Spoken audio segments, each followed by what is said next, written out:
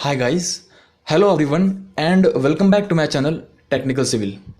तो गाइस, जो already technical civil के मेंबर्स हैं उनका मैं एक बार फिर से तहे दिल से स्वागत करता हूं, और जो नए लोग हैं जो पहली बार हमारे इस चैनल को देख रहे हो तो उनसे मैं रिक्वेस्ट करता हूं कि प्लीज़ हमारे इस चैनल को सब्सक्राइब कीजिए और टेक्निकल सिविल फैमिली के परमानेंट मेंबर बन जाए। और बाजू में जो एक बेल आइकन है उसे भी आप प्रेस कर दीजिएगा ताकि हमारे जो भी टेक्निकल वीडियोस है उनकी अपडेट आपको सबसे पहले मिले और आप उन वीडियोस को सबसे पहले देखें।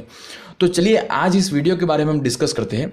इस वीडियो के अंदर हमने जो डिस्कस आज कर रखा है वो है डिज़ाइन ऑफ प्लास्टिक सेक्शन। ठीक है, अब देखिए, मेरा वीडियो को अपलोड करने का सीक्वेंस या फिर जो टॉपिक थे वो कुछ अलग थे, लेकिन क्योंकि कुछ लोगों की डिमांड थी तो उनकी डिमांड को पूरी करने के लिए मैंने आज का ये वीडियो अपलोड किया है। ठीक है, कुछ लोग मुझे कमेंट के अंदर लिख रहे थे कि हमें प्लास्टिक सेक्शंस के बारे में आप समझाइए, तो मैंने उनकी डिमांड को पूरी करते हुए और ध्यान में रखते हुए मैंने ये वीडियो अपलोड किया है। और भी एक डिमांड मेरे पास आ रही है और वो है डिज़ाइन ऑफ वेल्डेड सेक्शन की और कनेक्शंस की। तो उन सब की डिमांड को भी मैं ध्यान में रखते हुए एक जल्द ही वेल्डेड कनेक्शंस के ऊपर एक वीडियो अपलोड करूँगा।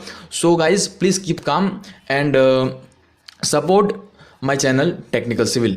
तो चलिए आज इस वीडियो के अंदर हम आगे बढ़ते हैं कि हमने क्या डिस्कस कर रखा है। तो देखिए, आज जो हमने कर रखा है इसके अंदर वो है design of plastic section. Okay, अब प्लास्टिक सेक्शंस को हम क्यों डिज़ाइन करते हैं? ठीक है, तो देखिए, प्लास्टिक सेक्शन को हम इसलिए डिज़ाइन करते हैं, आपने अगर मैंने पिछले वीडियोस को देखा होगा, लाइक गेंट्री गर्डर हो या फिर डिज़ाइन ऑफ प्लेट गर्डर हो तो या फिर डिज़ाइन ऑफ फुटओवर, तो इन सब के अंदर जो भी हमने सेक्शन सिलेक्ट कर रखे हैं उसके अंदर हमने जो प्रायोरिटी दी रखी है सेक्शन सिलेक्शन के अंदर वो है प्लास्टिक सेक्शन। ठीक है, क्योंकि प्लास्टिक सेक्शंस के अंदर हमें जो यील्ड मिलती है, स्ट्रेस को रेजिस्ट करने की, मोमेंट को रेजिस्ट करने की, रोटेशन को अलाउ करने की, ये सब प्लास्टिक सेक्शन के अंदर हमें मैक्सिमम मिलती है। ठीक है, तो मैक्सिमम सेक्शन जो होते हैं वो बहुत ही ज़्यादा आजकल यूज़ में आते हैं while we are designing any section. हमारी सबसे पहली प्रायोरिटी जो होती है वो होती है प्लास्टिक सेक्शन को। अब ये डिफरेंट सेक्शन जो होते हैं इसके अंदर देखिए, प्लास्टिक सेक्शंस होते हैं, सेमी प्लास्टिक होते, सॉरी कॉम्पैक्ट होते हैं या सेमी कॉम्पैक्ट होते हैं, तो अलग अलग तरह के सेक्शंस होते हैं। अब इनको क्लासीफाई करना तो हमें IS कोड के अंदर प्रोवाइड कर रखा है ऑलरेडी, आप जाकर देख सकते हो।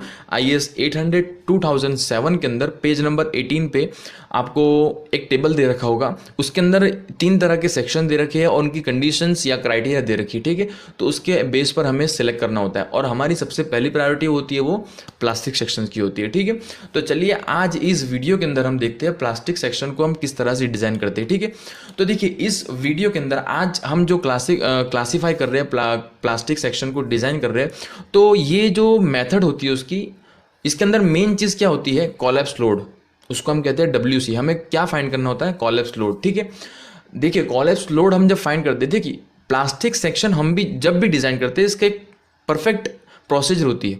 आपने गेंट्री गर्डर अगर मेरा वीडियो देखा होगा तो उसके अंदर भी मैंने बता रखा है कि सबसे पहले हमें क्या करना होता है कि जो भी लोड हमें गिवन है उस लोड को कंसिडर करते हुए हमें मोमेंट फाइंड कर लेनी होती है। ठीक है, मैक्सिमम फैक्टर्ड मोमेंट हमें फाइंड कर लेनी होती है।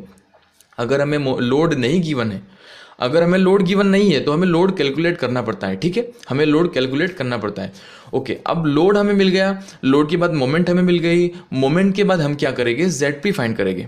हम क्या करेंगे? ZP मतलब प्लास्टिक सेक्शन मॉड्यूलस। ठीक है, हम ZP फाइंड करेंगे और ZP को फाइंड करने के बाद as per the calculated ZP हम स्टील टेबल से या फिर IS 800 2007 से हम ऐसा एक सेक्शन सेलेक्ट करेंगे जिसकी ZP जो हो वो ZP कैलकुलेटेड से ज़्यादा हो, ऐसा हम एक सेक्शन सिलेक्ट करेंगे। अब जो सेक्शन हमने सिलेक्ट किया है उसके ऊपर हम सेक्शन क्लासिफिकेशन करेंगे। सेक्शन क्लासीफाई करना मतलब ये सेक्शन हमने सिलेक्ट किया है तो क्या ये प्लास्टिक है या फिर ये कॉम्पैक्ट है या सेमी कॉम्पैक्ट है, तो ये एज पर IS कोड हमें पता चलेगा। ठीक है, इसकी 2 कंडीशन होती है, वो हम फर्दर एग्जाम्पल के अंदर देखेंगे ताकि आपको और क्लियर हो जाए। ठीक है, तो हम सेक्शन क्लासिफिकेशन कर लेंगे।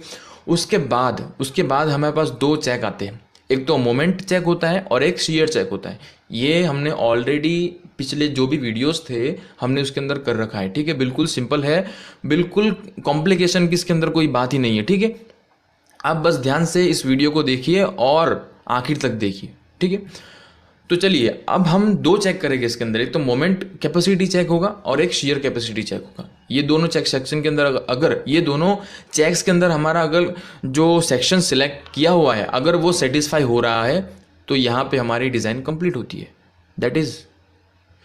तो चलिए अब आपके सामने ये जो मैंने एक टेबल दे रखा है, कुछ इसके अंदर डिफरेंट डिफरेंट केसेस है एज पर दिस। अब ये जो सेक्शन होता है प्लास्टिक सेक्शन को डिज़ाइन करना, तो ये दो मेथड से होता है, एक तो स्टैटिक मेथड और काइनेमेटिक मेथड।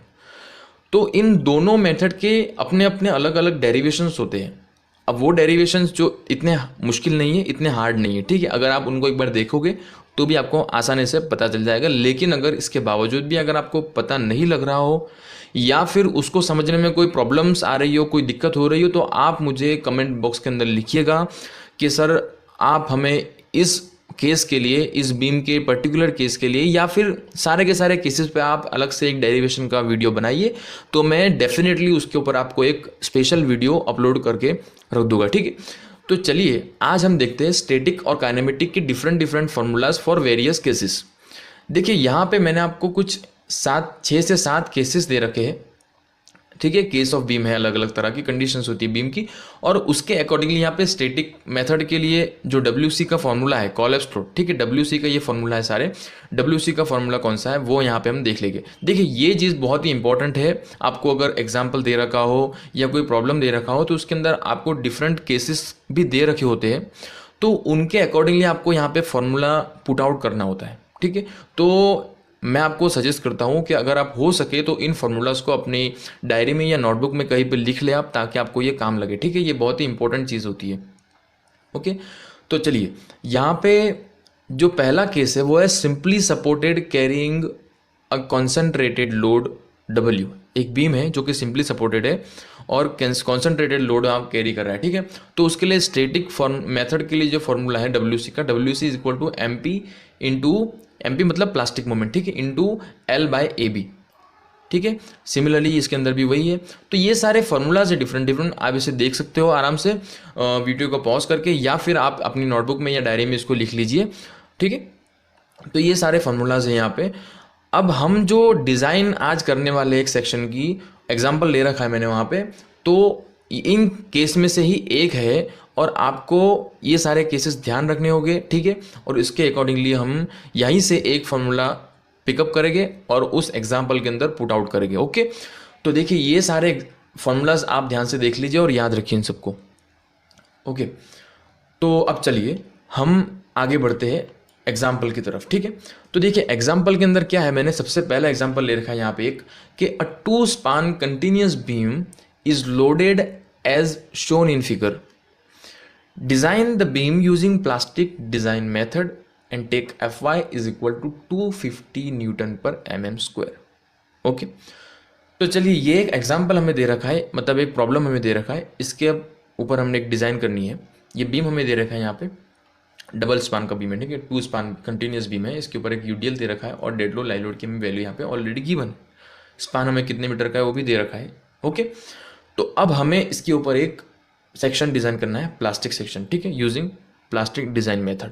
तो चलिए हम आगे बढ़ते हैं इसके अंदर। तो इसके अंदर सबसे पहले जो हमें करना है, तो जो लोड हमें गिवन है उसको हमें फैक्टर्ड लोड के अंदर कन्वर्ट करना है, ठीक है। कोलेप्स लोड मतलब जो WC है वो हमें यहाँ पे लेना है। तो प्लास्टिक डिज़ाइन के लिए हमें लोड फैक्टर जो हम कंसिडर करते हैं वो 1.7 होता है, माइंड इट और रिमेंबर इट। जो प्लास्टिक डिज़ाइन के अंदर लोड फैक्टर होता है वो 1.7 होता है यहाँ पे, ठीक है। तो collapse load UDL is equal to 1.7 into 10 + 20, ये हमें क्वेश्चन के अंदर फिगर में दे रखा है, ठीक है, डेड लोड और लाइव लोड।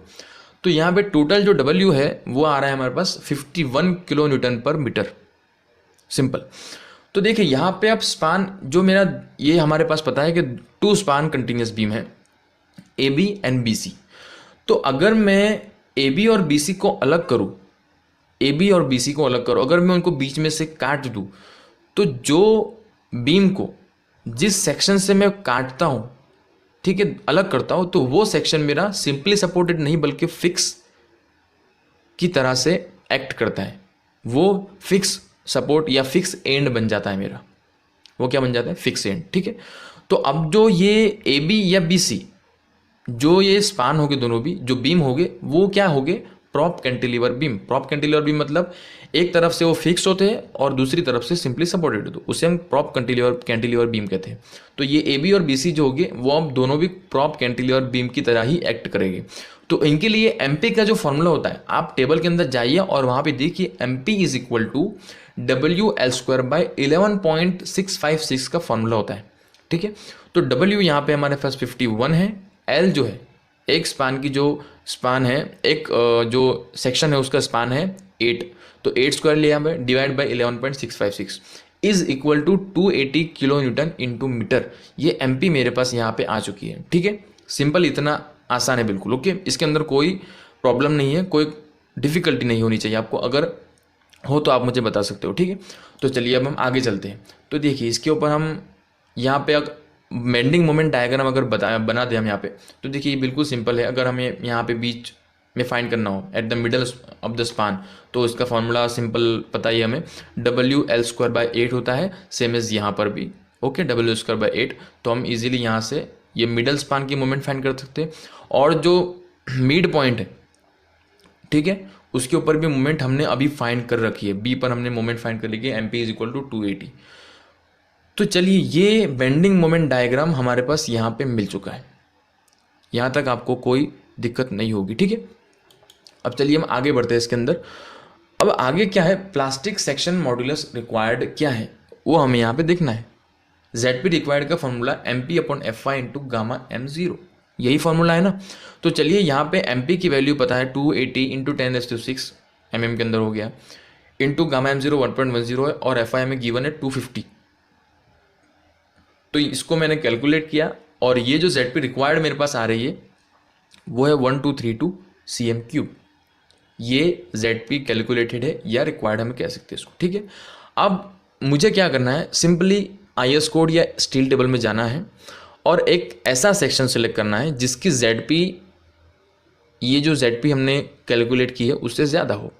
ठीक है, तो चलिए हम IS कोड में जाते हैं और यहाँ से मैंने एक सेक्शन सिलेक्ट कर रखा है ISWB वाइड बीम है 400 एट और अबाउट 66.7 kg/मीटर। ठीक है, तो देखिए इसकी में देखिए प्रायोरिटी मुझे सबसे पहले उसको किसके अंदर देना है, मुझे ZP को। तो ZP क्या है मेरे पास 1290 और जो मुझे चाहिए जो रिक्वायर्ड है वो 1232 है। ठीक है, तो ये उससे ज़्यादा बड़ा है तो ये चलेगा। तो उसकी मैं सारी प्रॉपर्टीज़ यहाँ पे लिस्ट आउट कर दूँ कि भाई डेप्थ जो टोटल है वो 400 है, BF जो है विड्थ ऑफ फ्लैंज गिवन है, थिकनेस ऑफ फ्लैंज 13 है। ठीक है, थिकनेस ऑफ वेब यहाँ पे गिवन है और रूट रेडियस गिवन है। तो ये सारी चीज़ें मुझे यहाँ पे मिल गई। ठीक है, अब आप इस सेक्शन को देख सकते हो IS 800 2007 के अंदर पेज नंबर 138 पे जाके। Okay, simple. अब चलिए सेक्शन यहाँ पे मैंने सिलेक्ट कर लिया है। ठीक है, अब मुझे उसे क्लासीफाई करना होगा कि ये प्लास्टिक है या नहीं। तो सेक्शन क्लासिफिकेशन के लिए दो कंडीशन हमें पता है, कौन कौन सी है, B/TF और D/TW, फ्लैंज के लिए और वेब के लिए। तो देखिए फ्लैंज के लिए यहाँ पे क्या है, B/TW, B तो हमें गिवन है 100 डिवाइड बाई TF, तो TF 13 mm, तो ये 7.69 विच इज़ लेस देन 9.4 एप्सिलॉन। ये कंडीशन गिवन है यहाँ पे, मैंने आपको कहा था पेज नंबर 18 टू टेबल 2 800 के अंदर जाइए तो ये आपको मिलेगी कंडीशन। ठीक है, तो ये यहाँ पे सेटिस्फाई हो रही है। ठीक है, लेकिन हमें साथ में दूसरी कंडीशन को भी सेटिस्फाई करना है जो कि है D/TW। D जो है वो ओवरऑल डेप्थ है 400 की, माइनस मुझे फ्लैंज उसके अंदर से करना होगा, तो माइनस फ्लैंज किया मैंने 2 × 13 + 13। ओके, तो देखिए ये, हाँ ये 13 + 13 क्यों किया है, क्योंकि रूट रेडियस भी इसके अंदर इंक्लूड है।